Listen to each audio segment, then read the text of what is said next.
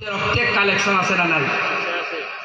আমার ভাইয়ের সাথে আমার শত্রুতা আছে, কিন্তু কেউ যদি আমার ভাইকে মারে সর্বপ্রথম সবার আগে আমি গিয়ে দাঁড়াবো।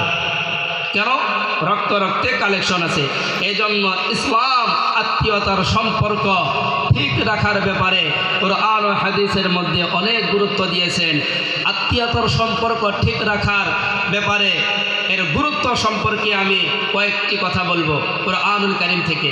আল্লাহ রাব্বুল আলামিন কোরআনুল কারীমের সূরা নিসার মধ্যে আত্মীয়তার সম্পর্ক ঠিক রাখার ব্যাপারে গুরুত্ব দিয়ে আল্লাহ তাআলা বান্দাকে সচেতন করে আল্লাহ তাআলা বলেছেন।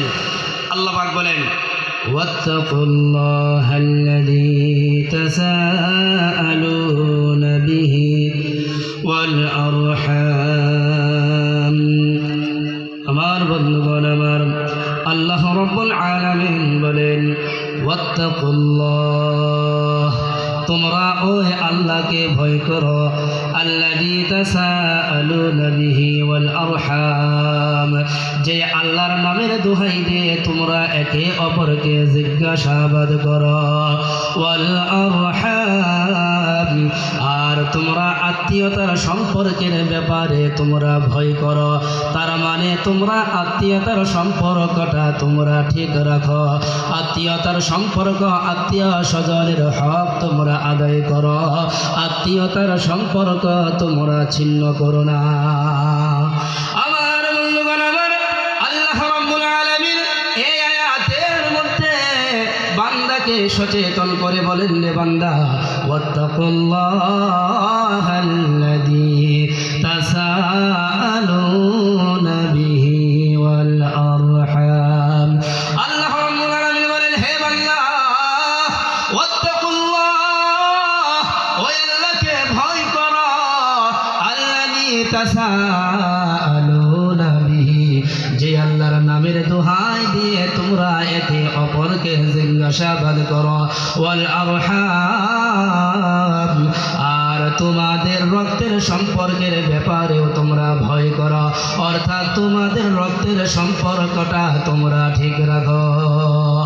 আমার বন্ধুগণ, আল্লাহ রাব্বুল আলামিন এই আত্মীয়তার সম্পর্কর গুরুত্ব বোঝানোর জন্য আল্লাহ রাব্বুল আলামিন অন্য আয়াতের মধ্যে বলেন, আল্লাহ পাক বলেন, ফাআতি দাল কুরবা হাক্কাহু ওয়াল মিসকিন ওয়া ইবনাস সাবিল, যালিকা খায়রুল লিল্লাযীনা ইউরিদুনা ওয়াজহাল্লাহ ওয়া উলাইকা হুমুল মুফলিহুন।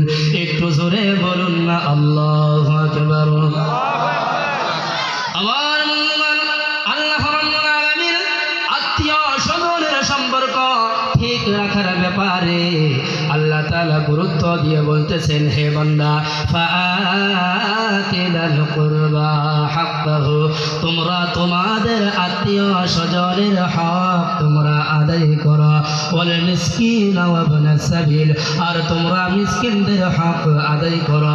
তোমরা তিন শ্রেণীর মধ্য থেকে এক শ্রেণীর ব্যক্তি হয়েছে আত্মীয় স্বজন, আছে না নাই? আল্লাহ রাব্বুল আলামিন বলেন, যালিকা খায়রুল লিল্লাযীনা ইউরিদুনা ওয়াজহাল্লাহ। আল্লাহ তাআলা বলেন, হে বান্দা, যালিকা, এটা অর্থাৎ আত্মীয় স্বজনের হক আদায় করা, খায়রুল লিল্লাযীনা ইউরিদুনা ওয়াজহাল্লাহ, যারা আল্লাহর সন্তুষ্টি চায়, যারা আল্লাহকে সন্তুষ্ট করতে চায়, তাদের জন্য আত্মীয় স্বজনের হক আদায় করা হয়েছে শ্রেষ্ঠ কাজ। ওয়া উলাইকা হুমুল মুফলিহুন, এবং তারাই হয়েছে সফল।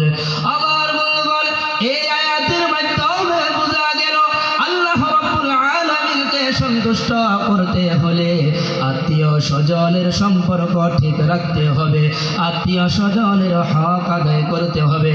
আমার ভাইয়ের সাথে আমার সম্পর্ক ঠিক রাখতে হবে, আমার বাবার সাথে আমার সম্পর্ক ঠিক রাখতে হবে, আমার মার সাথে আমার সম্পর্ক ঠিক রাখতে হবে। বন্ধু, আমার বংশ মানুষের সবার সাথে আমার সম্পর্ক ঠিক রাখতে হবে। আমি যদি আল্লাহকে সন্তুষ্ট করতে যাই, আত্মীয়তার সম্পর্ক ঠিক রাখতে হবে। আমি যদি আল্লাহকে সন্তুষ্ট করতে পারি, আমরাই হব কামিয়াব। বোঝা গেল আল্লাহকে সন্তুষ্ট করার মাধ্যম হয়েছে আত্মীয় স্বজনের হক আদায় করা। আর আল্লাহকে সন্তুষ্ট করতে পারলে আমরা কামিয়াব হয়ে যাব।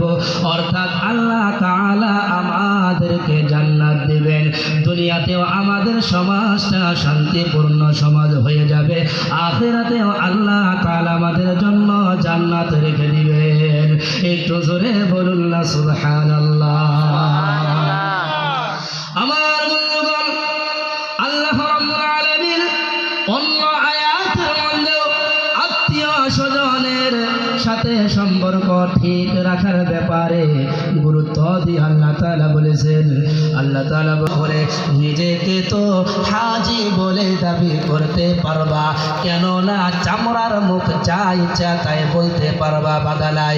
কিন্তু আল্লাহর বাক্য অনুযায়ী তুমি যদি আত্মীয় স্বজনের হক আদায় না করো, আত্মীয় স্বজনের উপরে যদি নিজের ধন সম্পদ খরচ না করো, একা একাই তুমি যদি খাও, আত্মীয় স্বজনকে যদি না দাও, আল্লাহ তাআলা বলেন বান্দা তুমি পরিপূর্ণ মুমিন নয়, তুমি পরিপূর্ণ মুমিন নয়।